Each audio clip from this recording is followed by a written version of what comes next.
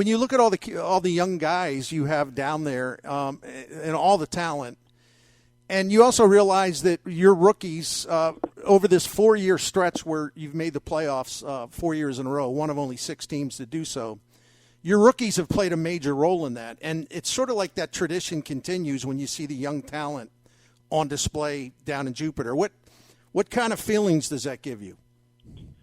It's exciting. I feel really good about the young guys that we have coming up and the ones who debuted last year and did so well. So, we've got obviously a couple of pretty elite veterans and a number of good veterans who help sort of maintain the balance and teach these young guys how to do it. But, it's a lot of fun to see good young players. And it's one of the things I really was happy about in the postseason. We were able to fill really our biggest hole without having to give up young players. So, in fact, I saw one of them today, Tink Hence. I hadn't seen him pitch, and I was really excited to do that. I was out at the park and hung around until he actually threw, and that was exciting to see. And as we were talking about, I was talking about earlier, I should say, there's so many of them down there, and we've seen Moises Gomez kind of enter the building, so to speak, and Mason Wynn today, really impressive. Jordan Walker, that home run yesterday. Nootbaar hitting for power. Brendan Donovan hitting for power. I mean, there's to use an old phrase by the former St. Louis Blues general manager Ron Caron, there's a lot of meat on the bone down there. Yeah, that's a great expression. It's fun to watch. It really is, because as you know, I like to see the young guys come up, and we're fortunate that we have a bunch of good ones, and we've really had some darn good drafts, particularly the one that had Walker, Mason Wynn, and Tink Hence in it. So, they're getting pretty close, and we'll just see how it plays out. Bill DeWitt Jr. with us, and I wanted to know how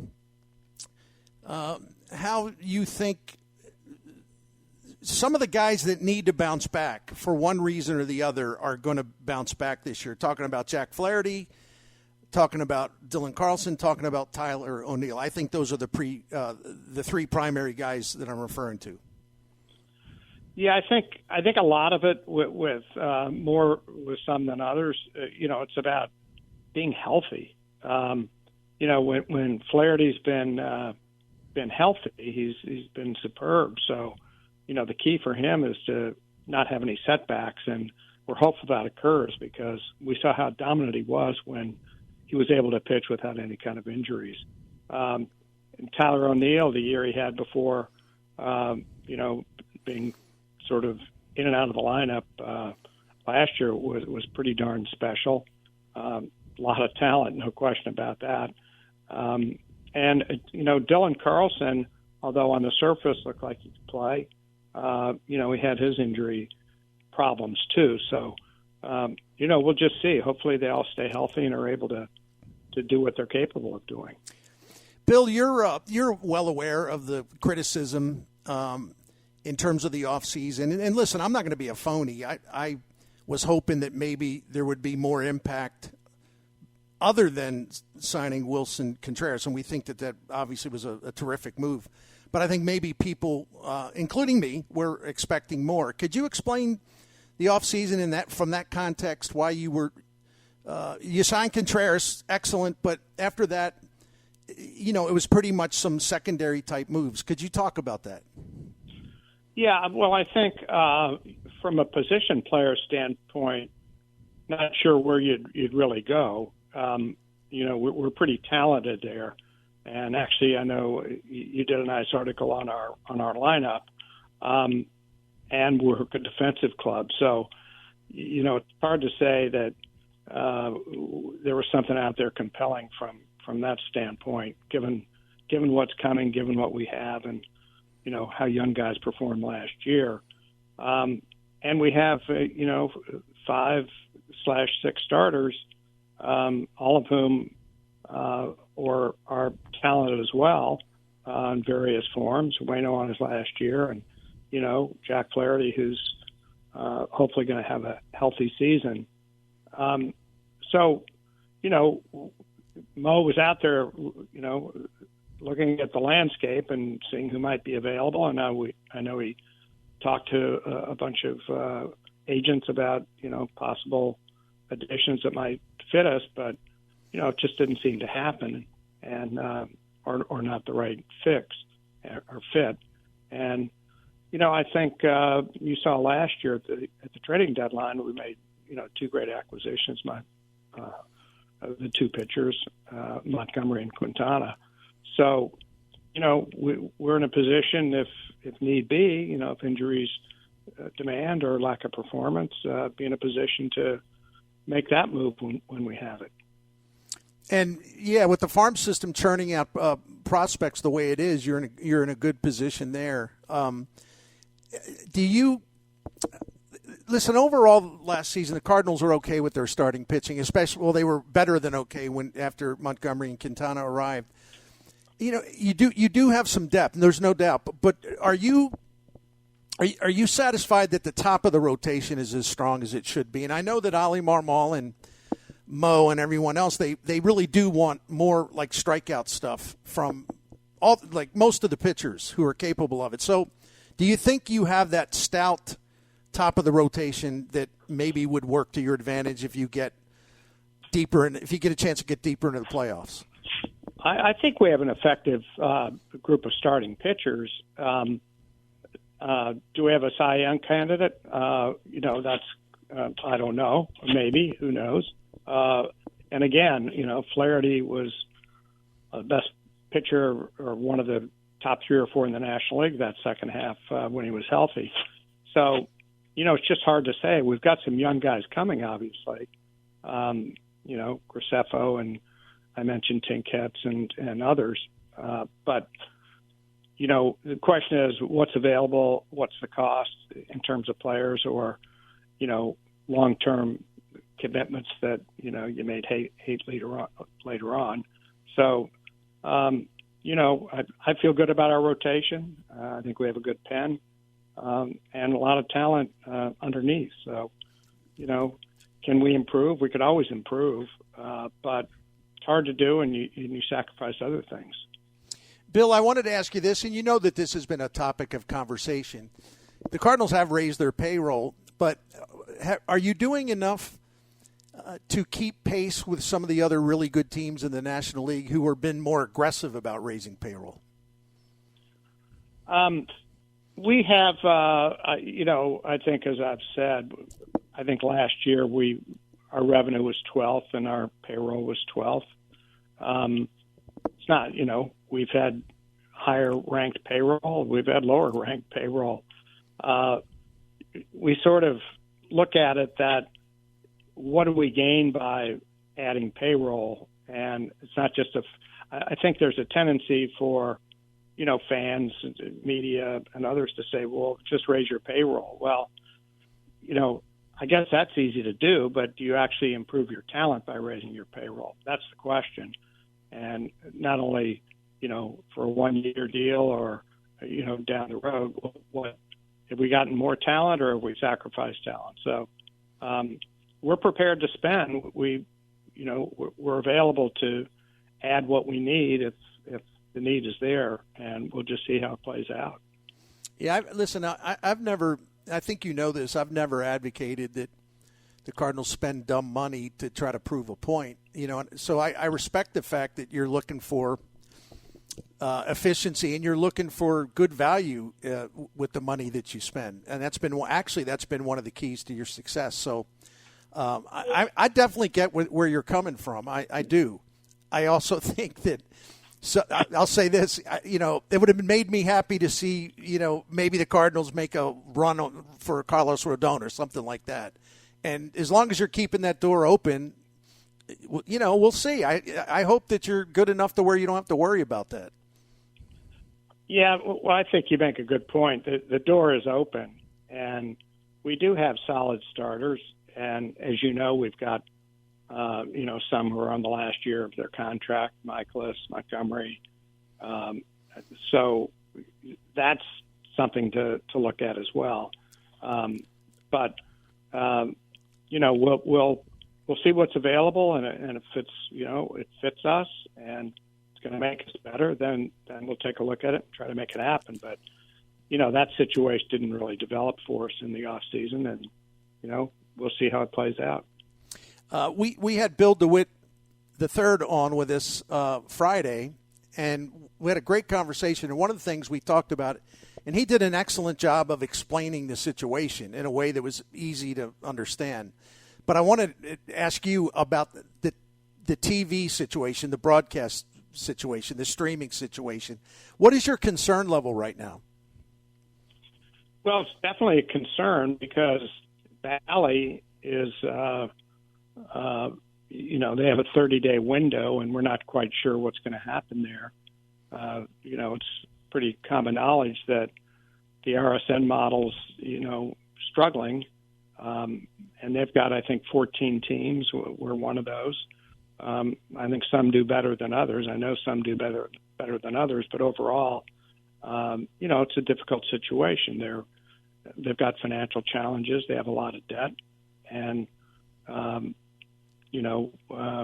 it's definitely a concern because there's speculation that they may declare bankruptcy. They've got a 30-day window where they may do that. They stop paying their creditors, and if that happens, we're really not sure what'll be the impact on our particular RSN, which is in that group. Yeah, and years ago, the Cardinals invested in that, owning a pretty good piece of at that point it was Fox Sports Midwest. So I don't know how that impacts you going forward if, in fact, the worst case scenario becomes reality. Would that present a particularly hard sting for you in the club after you had invested in Fox Sports Midwest? I forget what year it was, but you know what I'm talking about. Yeah, right. Frankly, we don't think we have much value in that equity position at the moment. So that's, disappointing. That was part of the revenue that we were able to use when, we're doing our player signings, et cetera. So, one thing I do believe, though, is that in the long term, we have a great product. We have a great fan base. We've got a big area. We're not reaching all of our fans. So that's problematic. They're Cardinal fans. I think New York Times or somebody did a piece one time of what the breadth of fan bases were for all the teams, and we had a massive one. So, not only is it a financial problem, but we don't have the delivery system to enable our, many of our fans to see games. And, this needs to be fixed. And MLB's on the case. They're spearheading the effort because there's so many teams involved in it. It's not just the Valley RSN. There are other RSNs that aren't doing very well, too. I say this sincerely, but I've really been encouraged by Commissioner Rob Manfred and some of the things he has said recently about this. As a fan, it gave me more confidence that once the dust settles, Major League Baseball may actually be in a better place because of this calamity with the RSNs. I mean, if you can, like you're talking about, delivering either streaming or whatever form of broadcast, if you can deliver that to a larger swath of fans, and everybody can watch what they want, and they're not going to be blacked out, and there's not going to be all this frustration. I don't know what that'll look like or how that will work, but that would put you all in a really good place, I think. Yeah, I mean, you're absolutely right. It would be nice if you could have all games everywhere available. Then the fans of all the individual teams would be able to get the games every single night. And, we just don't have that now. And that's a problem. It's a problem for obviously us, but all the other teams as well. We're just not delivering the product that we need to do. And that's a result of the RSN model, which, for many years was a very profitable model, but, in the current climate, it's just not what we need to do. So, we'll see how it plays out. We've got a long-term contract with Bally, and, if they go into bankruptcy, I'm not sure exactly, not an expert on that in that field. We'll see what happens, but over the longer term, it would be nice if we could get more distribution and, be accessible to all our fans, because in the end, that builds interest, and, it's just great for the game as well as our franchise. Bill DeWitt Jr. with us for a few more minutes, as long as he has the time. I wanted to get back just to the competitive on the field product. I know that, you don't need to be told, fans have been frustrated with the early postseason exits, and I know that, certainly didn't make you happy. You want to do better. What do you think needs to happen for the Cardinals to sort of get back to that time when they really not only made the postseason all the time, but they really had a level of success that only a couple teams in the majors could approach? How do you get back there? Yeah, I think, it's interesting. If you look at our really strong teams of 04, 05, 06, it's just, in many ways, you play short series, and you can win them or not win them. You can be the better team or maybe a lesser team from looking at the yearly standings. So, baseball, historically, it's been based on a lot of games over a long period of time, and the best teams emerge. But that now you get down to a short series, and literally any team can win a short series. In fact, they do throughout the season. You see some of the poor teams beating the best teams throughout the season. So I don't think so much about that, because I think we did have the team to win and go deep last year, and the year before too. I mean, we lost on a walk-off home run. We just couldn't score against the Dodgers the year before. And then, last year was that first game got away from us. We had an unfortunate injury with Elsie, and, we had great pitching, and so did they. So it was a tight game, but Yappas gave us the lead, and, we couldn't hold it when, our bullpen really wasn't healthy. Well, I don't know how to compare it to a past time, but the postseason randomness is still there, to your point, especially with their shorter series. But if you go back to 2006, I mean, the Cardinals weren't favored to win any of the series they played, first against Padres, then the Mets, and then the Tigers. Our friend Bob Nightingale famously wrote Tigers in 3, making his prediction.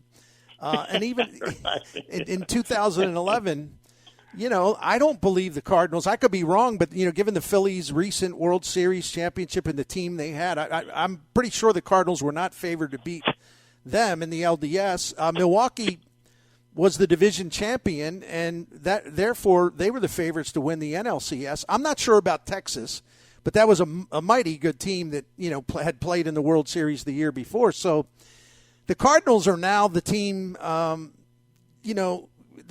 tables have kind of turned in recent years, where maybe some people expect you to prevail. You get stung by someone else. They get hot at the right time. I mean, you were able to do that many a times to the other side. So that needs to be said really as well. Were. Yeah. I mean, you're absolutely right. I mean, we had some good fortune. We had, some unfortunate things happen.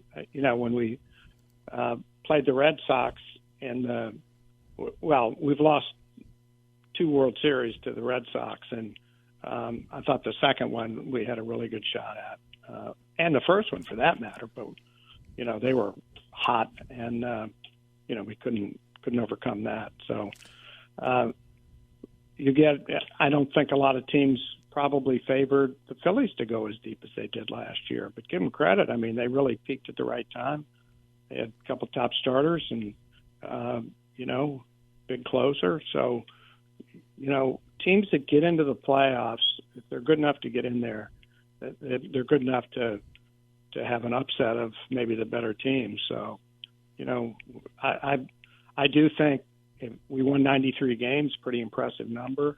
And, if we can continue to get in the playoffs, which I'm very hopeful of each year, and I think have legitimate hope, we'll break through, and as we have in the past. And so hopefully it'll be this year.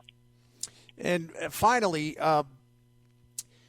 before last season, it was actually right after the 2021 season, of course, there was a change made in the manager's position, and it took a lot of people by surprise, which is understandable. But Ali Marmol had proven himself inside the organization and had been on the scene for quite a while.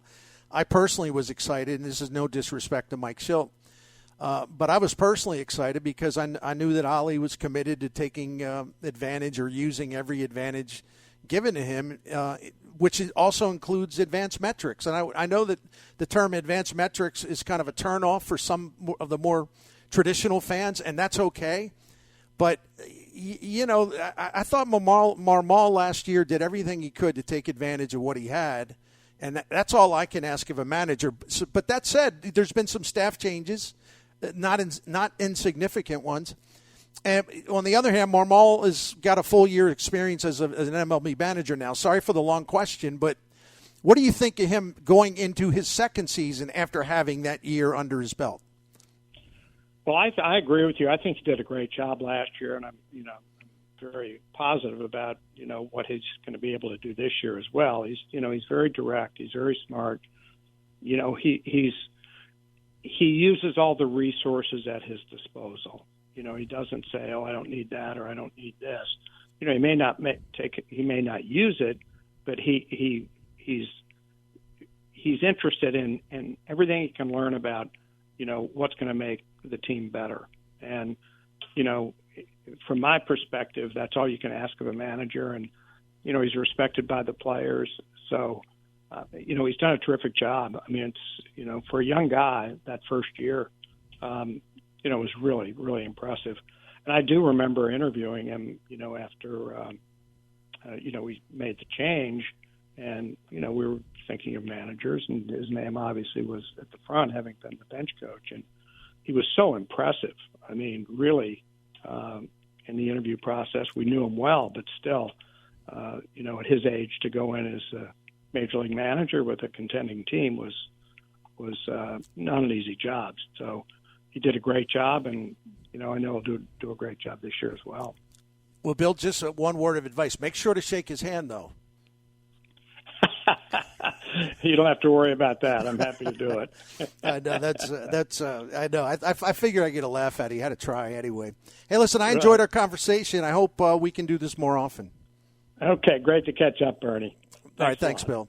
That's Bill DeWitt Jr., Cardinals chairman here on the Bernie Show, 590 The Fan, KFNS. So we covered a lot of ground, and I'm sure I'm getting ripped because I didn't do the thing I saw at the Olympics in Atlanta.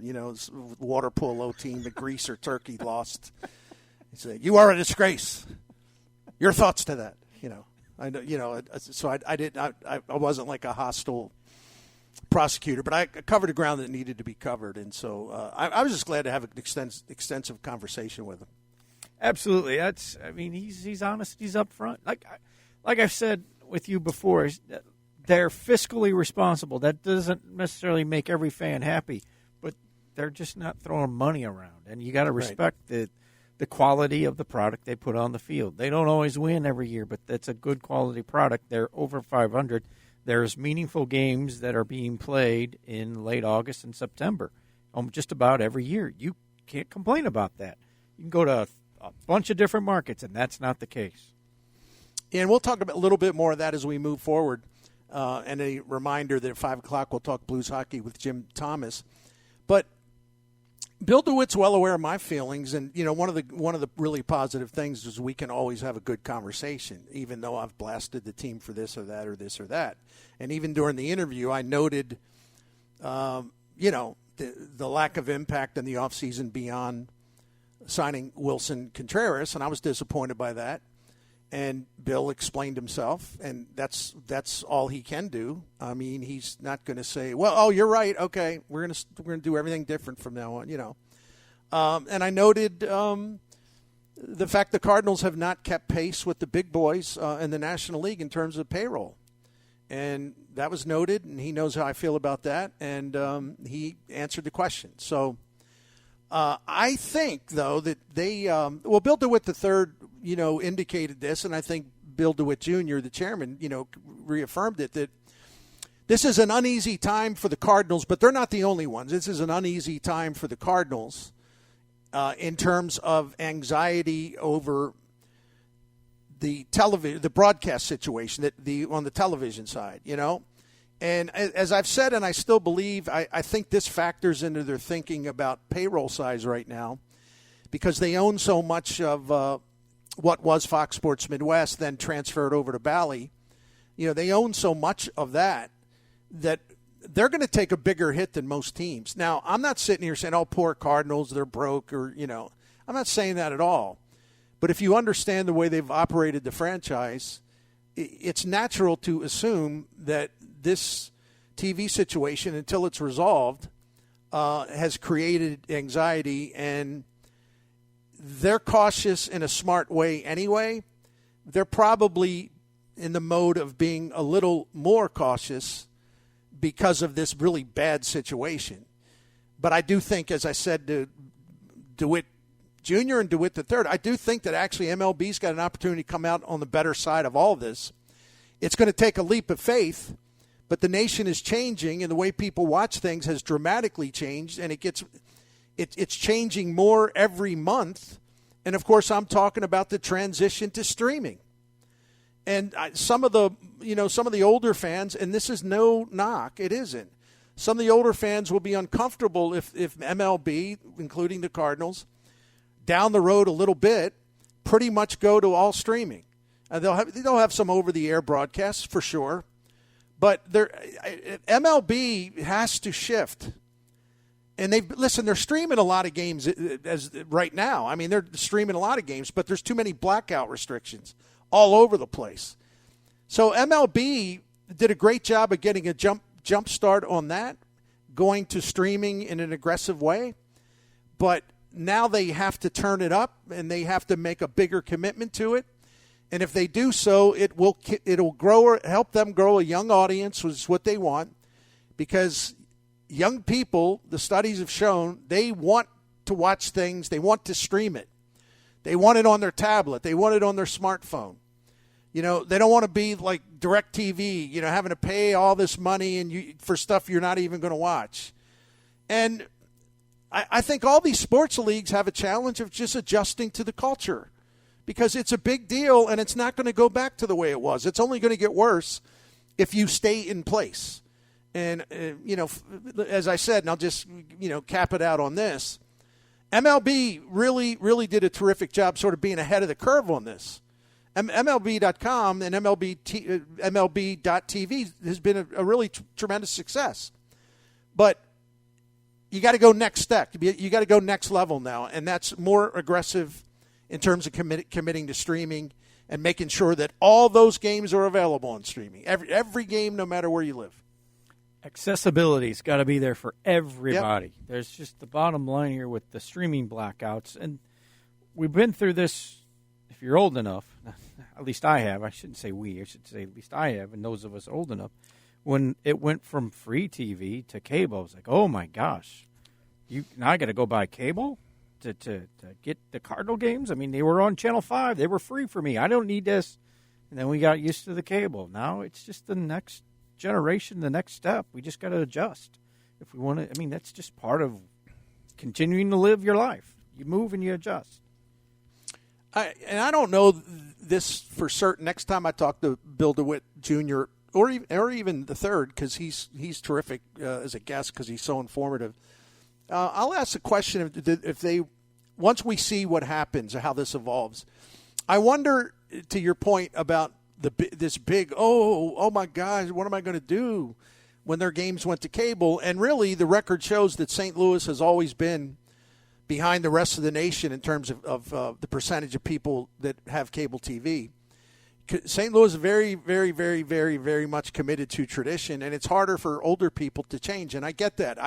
Again, that's not a shot. But I wonder when this all shakes out and streaming is going to be a much bigger part of this, I wonder if that makes a more traditional franchise like the Cardinals extra nervous, because to their credit, they have a very loyal fan base, and even though you see plenty of young people at the ballpark and all of that, families at the ballpark and all of that, do they want to risk frustrating or alienating some of their older fans who don't want to mess with streaming? Now, some people will say, well, it's too bad. They got to do it. They got to make the adjustment. Now, I agree that they have to make the adjustment, and I don't think it's an outrageous thing to present your vehicle this way. But I'm also not going to belittle people if they just don't get into streaming and they're not ready to do it or they don't want to do it. I mean, you're entitled to do whatever you want to do as far as your choices in that matter. But I do wonder if that'll be an issue. We'll see, I guess, if it comes to that. Yeah, it's an interesting question. I think at some point, if you make that adjustment, and this gets all to streaming, at some point, if you're the Cardinals, you would want some type of program or set up to where you can explain to those who are new to it, this is how it works, this is what you have to do. And then there's always a faction of people, they're just never going to change. And those are the people you're just going to have to say, well, I'm sorry, but we're moving forward. It's like we've all dealt with family members who are a little older, and you say, well, this is how we're going to do this. And they're like, oh, no, I ain't ever doing that. You go, well, then you're not going to be able to get access, whether it's TV or anything. It's just that's the way things adjust. I would hope, though, that they would have, like I said, a way of explaining it to those who are struggling with it and say, here, let's help you get to this level so you can enjoy the product that you've been loyal to for a very long period of time. And I've said this a lot in recent weeks when this TV problem really came to light and people realized how serious it was, that I've transitioned. Well, listen, I still subscribe to DirecTV, but I'm holding off on deciding what's next until I see how specifically what happens to Bally Sports Midwest and my accessibility to the Blues games and the Cardinals games. I don't have any pressure to change right now. I'm just going to let this play out a bit. But I look forward to the day where I can streamline the way I watch sports. And that would mean I don't have to worry about DirecTV and paying for stuff I don't watch, or too many things I don't watch. If I can get the sports that I need and want, then I'm going to go all streaming all the time. And we in the Miklasz house do a lot of streaming. We subscribe to, I don't know how many, maybe 4 or 5 different streaming networks. And part of it is because I want to get a handle on it and kind of know what to expect, what I like, what I don't like. And so it's part of the process of me getting ready for what's next. But in terms of, this is the valuable message, I think, in terms of the accessibility and the easiness of streaming, it's really totally fine. I mean, there's nothing to be afraid of. There's going to be the occasional frustration. I mean, if you got something wrong with your wireless, well, that's going to cause you problems. So you got to make sure your wireless is strong. And, some things, it's hard to explain. Some things pop up. They're like really short little ads. I don't care. It gives me time to, go refill my beverage or whatever, or go to the men's room. And it's nothing to be annoyed about. It really isn't. But, every now and then the streaming gets a little wonky, but it usually corrects itself pretty quickly. I think MLBTV.com does a really good job with their streaming. And, part of it is you got access to all the kinds of highlights. You can watch, if you missed the game the night before or you missed a day game or whatever, because you're busy at work, busy with family, you can watch the game at night, or you can watch it 24 hours a day on replay just by clicking it on. And, so you always have access to the game. Except, again, they're going to have to transition into no restrictions, no blackouts for any fan.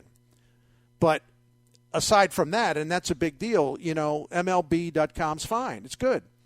But my message, it's one of encouragement, not harassment, is that streaming works very, very well. It's easy to start with. You can make smart choices about what you buy and not having to purchase streaming that you don't need or want. So don't be afraid of it. Try to look into it, try to get comfortable with it. And for those of you who already are, and I suspect many of you are already into it or prepared, and you're not worried about streaming, that's really good. So try to encourage some of your reluctant friends to make streaming their friend. Because there's nothing to fear. There really isn't. Especially if you can streamline and dump other broadcasting services that you don't need or particularly want. That applies to me. Miss Bernie has reminded me many, many times of what we spend on TV, and she's right. Which is why I'm definitely gonna be cutting down. I just got to wait to see what happens with the RSNs. As soon as I know I can stream all the time, I'm out. I'm out of the traditional setup, which now includes satellite TV. I'm there. Which used to be the new way, the great way. I've had satellite TV since 1995. I was one of the early birds. But I'm kind of over it, quite frankly. And now with the NFL switching their Sunday ticket program to Google/YouTube, they're going to have a wonderful setup. It's going to be so damn easy to watch games, have access to every game. And you've already heard me rave in my reviews of what Apple TV has done with the MLS. And one of the reasons, I'm going to repeat something I told you last week. One of the reasons why the MLS took that bold step forward of basically going just about 100%, maybe 95% streaming for all of their broadcasts. They did it because they did extensive fan surveys, and the MLS is a younger sport, and that's what makes some other sports nervous because it's still growing. It attracts a young audience. It attracts a different type of audience. It's building in a powerful way. But anyway, they did a very extensive survey of their fans, and 88% said no. We prefer streaming. We want streaming. Now, that ain't going to happen in baseball because you're going to have everybody who's of a certain age, nervous about all this fancy stuff and all that. But my point, you don't need to be nervous. You're probably going to save money in the long run.